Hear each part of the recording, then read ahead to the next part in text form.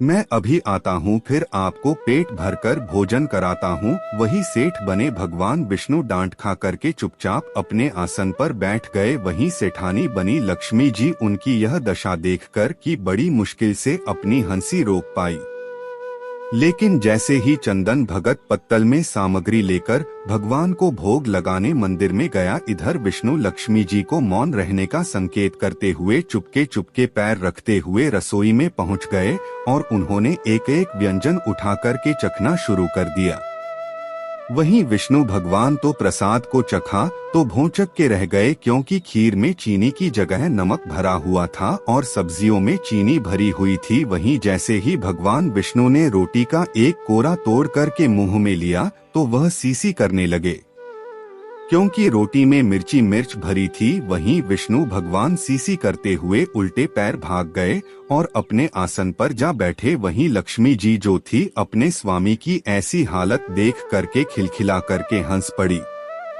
इससे पहले कि भगवान विष्णु लक्ष्मी के सामने कुछ सफाई दे पाते, चंदन भगत ओम नमो भगवते वासुदेवाय मंत्र का जप करते हुए रसोई में पहुंचा और उसने भोग को रसोई में मिला करके उसे पवित्र बना डाला और फिर सेठ जी के सामने पत्तल परोस कर हाथ जोड़कर बोला, सेठ जी मैंने भगवान वी को भोग लगा दिया है, अब आप भी जी भरकर प्रसाद पाइए। वहीं विष्णु तो अभी अभी भक्त की शक्ति से भी जोरदार उसके हाथ की बनी हुई रसोई छक चुके थे। आथ उसे ग्रहण की बात सुनकर ही उनके पसीने छूटने लगे।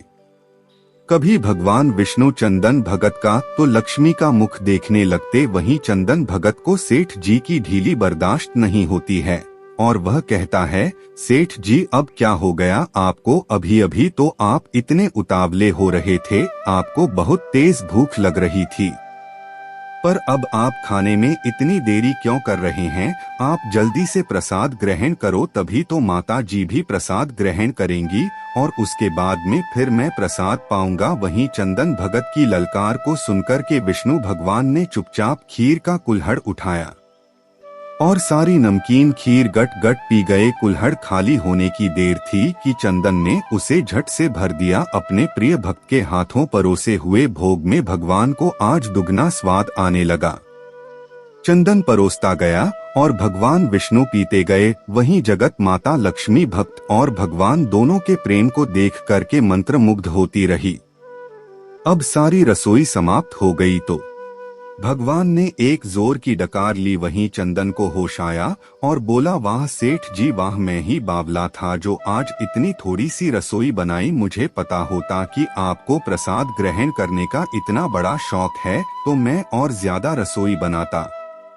वहीं भगवान विष्णु अपने पेट पर हाथ फेरते हुए सेठानी बने लक्ष्मी की ओर मुस्कुराकर देखते हुए बोले, पुजारी जी मैं इतना रोज खाना कहाँ खाता हूँ, किंतु आज प्रसाद इतना स्वादिष्ट बना था कि अपने पर बस ही नहीं रहा और खाता चला गया। किंतु तभी चंदन भक्त रुबान सा होकर बोला, सेठ जी वह तो आपने ठीक किया, लेकिन माता जी तो भूखी रह गई, रसोई तो आपने सारी साफ कर दी। फिर तो ममतामयी लक्ष्मी पर चंदन की उदासी देख करके रहा नहीं गया। उन्होंने बची हुई खीर की 4 बूंदे अपने कंठ में टपका ली, पर विष्णु भगवान द्वारा भोग लगाने से प्रसाद में अद्भुत अलौकिक स्वाद भर गया था।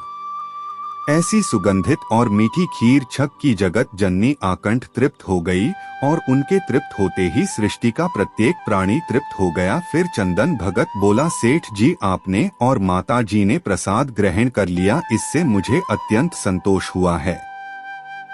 समझ लीजिए आप दोनों द्वारा प्रसाद ग्रहण करने से मेरा पेट भर गया। री तो वैसे भी महीने में 4-4 एकादशी हो जाती हैं, किंतु मैं भी एक दाना ले ही लेता हूँ, जिससे कि विष्णु भगवान के प्रसाद का अनादर ना हो।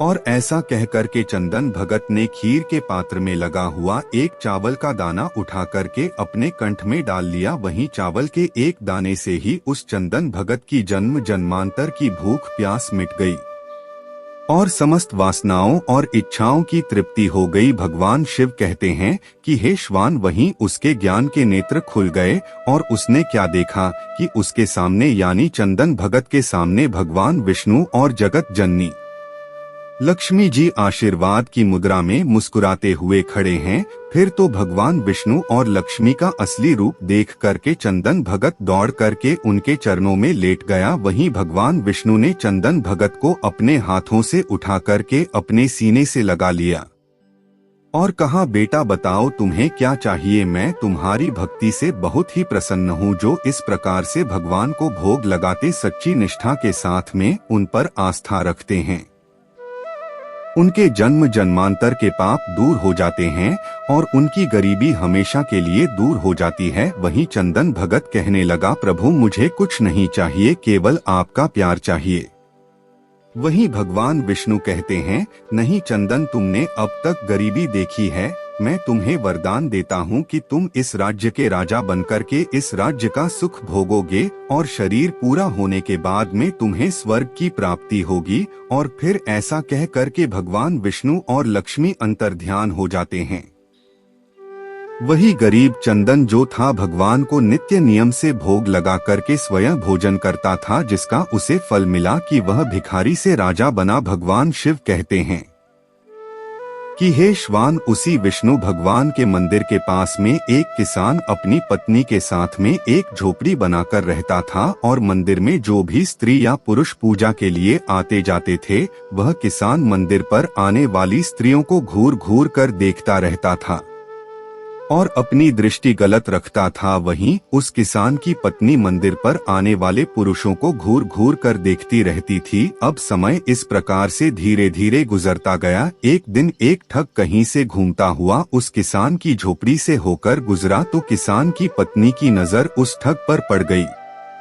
वही ठग जो था दिखने में किसान से ज्यादा हष्ट पुष्ट और सुंदर था। देखते ही देखते वह किसान की पत्नी उस ठग को अपना दिल दे बैठी। वहीं मौका पा करके किसान की पत्नी ने उस ठग से कहा, मैं तुम्हें बहुत पसंद करने लगी हूँ, तुम मुझे अपने साथ ले चलो। भगवान शिव कहते हैं कि हे श्वान, फिर उस किसान की पत्नी की बात सुन कर के वह ठग राजी हो गया और किसान की पत्नी से कहा, तुम्हें घर में जितना भी धन माल मिले चुपचाप निकाल कर ले आओ, फिर हम दोनों यहाँ से कहीं दूर चलकर सुख का जीवन जिएंगे। वहीं वह किसान की पत्नी घर में घुसती है और जितना भी धन चुरा सकती थी उतना लेकर के उस ठग के पास आ जाती है और फिर वह ठग उस किसान की पत्नी को लेकर के गांव से दूर निकल जाता है। वही थोड़ी देर के बाद में एक ठगनी उसी किसान की झोपड़ी से होकर गुजरती है। फिर उस किसान की नजर उस ठगनी पर पड़ती है। वही ठगनी किसान की पत्नी से बहुत ज्यादा सुंदर थी, इसलिए किसान उस ठगनी को अपना दिल दे बैठा और मौका पा करके उस ठगनी से कहता है, मैंने तुम्हें जब से देखा है मुझे कुछ भी अच्छा नहीं लग रहा है, मैं तुमसे प्यार करने लगा हूँ। फिर ठगनी ने कहा, तो क्या चाहते हैं? फिर किसान ने कहा, हम तुम कहीं दूर चलकर के एक साथ सुख पूर्वक रहेंगे। भगवान शिव कहते हैं कि हे श्वान, इस प्रकार उस किसान की बात सुन के वह ठगनी तैयार हो गई। फिर वह किसान जो भी धन माल उसके पास था उस सब को लेकर के उस ठगनी के साथ में गांव से दूर निकल जाता है। वहीं कुछ समय चलने के बाद में वह किसान की पत्नी और वह ठग उधर किसान और ठगनी इन सभी को चलते चलते एक नदी मिल जाती है। वहीं नदी के एक स्थान पर वह किसान की पत्नी और ठग बैठ जाते हैं और नदी के दूसरे दूर स्थान पर वह किसान और ठगनी बैठ जाते हैं। वहीं ना तो किसान को अपनी पत्नी के बारे में पता है कि वह ठग के साथ चली गई है, ना ही किसान की पत्नी को किसान के बारे में पता है कि वह ठगनी के साथ चला गया है। भगवान शिव कहते हैं कि हे श्वान, नदी पर पहुंचने के बाद में वह ठग किसान की पत्नी से कहता है कि तुम यह गहना मुझे दे दो, मैं पहले इस गहने को नदी के पार रखाऊं, फिर तुम्हें नदी पार कराऊंगा। वहीं ठग की बातों में आकर के किसान की पत्नी धन उस ठग को दे देती है। वहीं वह ठग जो था धन माल लेकर के उस किसान की पत्नी को उसी नदी में ढकेल देता है और धन माल लेकर के वहां से चला जाता है। वहीं दूसरी तरफ ठगनी जो थी उस किसान से माल लेकर के उस किसान को नदी में धोखे से ढकेल देती है और माल लेकर के दूर चली जाती है। भगवान शिव कहते हैं कि हे श्वान, इस प्रकार वह किसान और उसकी पत्नी नदी में डूबते उछलते हुए एक स्थान पर मिल जाते हैं। और फिर दोनों को अपनी अपनी गलती पर बड़ा पछतावा होता है। वहीं उस नदी के आसपास उन दोनों को बचाने वाला कोई नहीं होता है और इस प्रकार किसान और उसकी पत्नी की नदी में डूबकर मौत हो जाती है।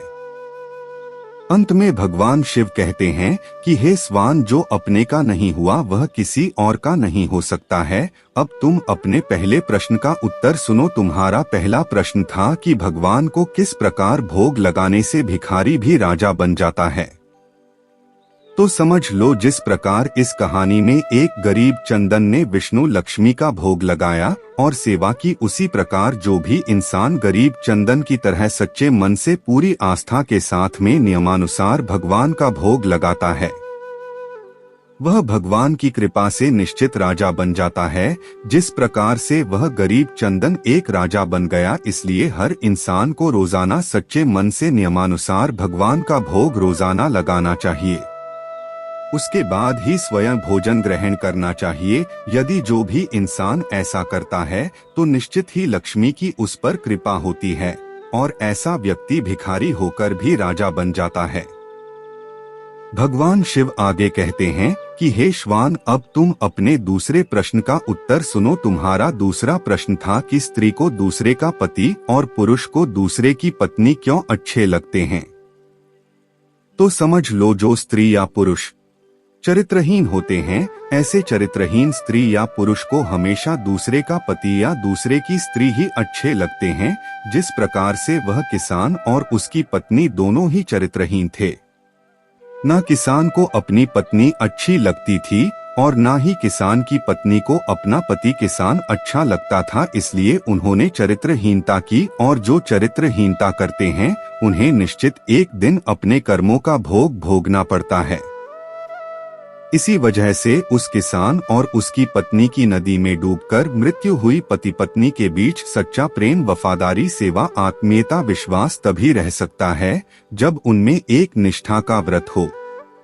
यदि कोई स्त्री अनेक पुरुषों से या कोई पुरुष अनेक स्त्रियों से गुप्त संबंध स्थापित करता है तो उसके शरीर में, रक्त में, मन में, मस्तिष्क में अनेक तत्व मिल जाने के कारण अस्थिरता, खींचतान, आकर्षण, विकर्ष के दौर चलने लगते हैं। ऐसी अवस्था में सच्चा प्रेम, वफादारी एवं आत्मीयता असंभव है।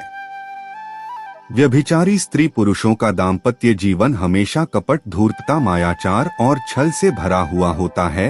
यह अवसर पड़ने पर अपने साथी को ही धोखा देते हैं। इसलिए जो चरित्रहीन स्त्री होती है उसे कभी अपना पति अच्छा नहीं लगता और जो चरित्रहीन पुरुष होता उसे कभी भी अपनी स्त्री अच्छी नहीं लगती और ऐसे स्त्री पुरुष को अंत समय में नरक में जाना पड़ता है। इसलिए हमेशा सद्मार्ग पर चलने के लिए हर स्त्री पुरुष को चरित्रवान होना चाहिए, तभी भगवान की कृपा के पात्र बन सकते हैं।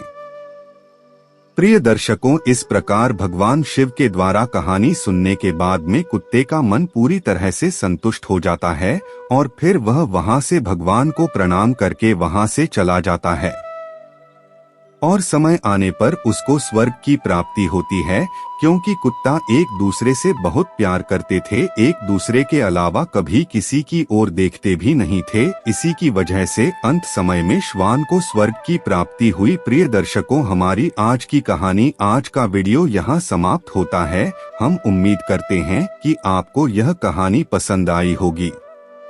नमस्कार, धन्यवाद।